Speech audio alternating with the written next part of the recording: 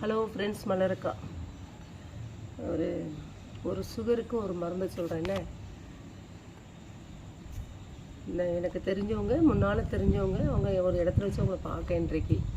ஆனால் அவங்கள பார்த்தா எனக்கு அடையாளமே தெரியல. அவங்க என்னை கூப்பிட்றாங்க. நான் அப்படி திரும்பி பார்த்துட்டு அப்படியே நிற்கேன்.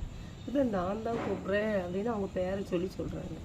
அப்போ பார்த்துட்டு எனக்கு அப்படியே வந்துருக்கா. நீங்கள் எனக்கு எப்படி இருக்கீங்கன்னா, சுகரில் ஒன்று ஒரு மாதிரி ஐட்டம்ல நம்ம சுகரா, இங்கே வாங்க உட்காருங்கன்னு சொல்லி. சுகர் என்ன நினச்சி பயப்படுறீங்க? சுகர் வந்து ஒரு வீட்டுக்கு 4 பேருக்கு இப்போ இருக்குது. சுகர்லாம் ஒரு வியாதியாக்கா? எல்லாம் வரும். மனுஷனாக பிறந்தவனுக்கு எல்லா வியாதிக்கும் வரும். அதுக்கு ஒரு மருந்து இருக்குது. ஆஸ்பத்திரியில் மருந்து வாங்கி டெய்லியும் டேப்லெட் போடுறேன். காலையில் காப்பியில் போட்டு குடிப்பாங்க. அப்போ நான் சொன்னேன், சிலவங்க ஊசி போடுறாங்க, எல்லாம் செய்கிறாங்கல்ல. அதே மாதிரி நான் சொன்னேன், நான் சொல்கிறத செய்யுங்கக்கா அப்படின்னு.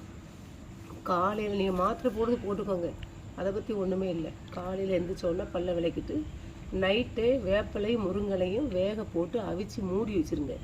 காலையில் எழுந்திரிச்ச உடனே அதை வெதுன்னு லைட்டு சூடு பண்ணி இருத்து குடிச்சிருங்க. அது ஒரு மருந்து. ஒரு நாளைக்கு ஒரு மருந்து தான் குடிக்கணுக்கா. இன்னொன்று, நவாப்பழம் சாப்பிட்டுட்டு கொட்டையை நல்லா காய வச்சு தூள் பண்ணி அரித்து ஒரு டப்பாவில் போட்டு வச்சுக்கோங்க. காலையில் ஒரு ஸ்பூன், நைட்டு ஒரு ஸ்பூன் சாப்பிடுங்க. அதுக்கடையில் சிறுநங்கையான்னு ஒரு இலை இருக்குது. பச்சையாக கசப்பாக இருக்குமா.